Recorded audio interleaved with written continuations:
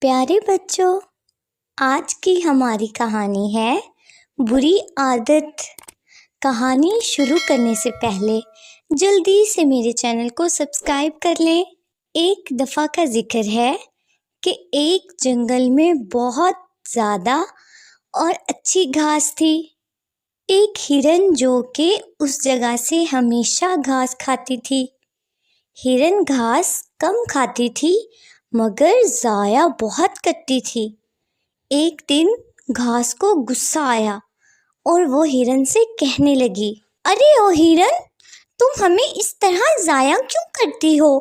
کھانا ہے تو کھاؤ، لیکن یوں ہمیں برباد تو نہ کرو۔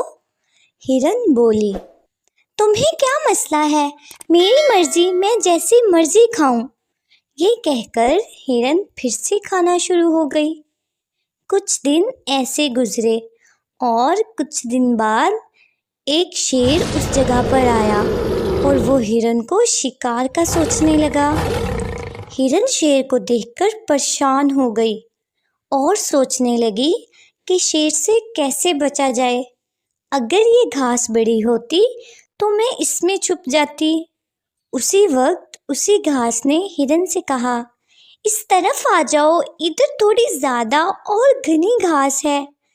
ہرن جلدی سے اس گھاس میں چھپ گئی اور وہ شیر سے بچ گئی۔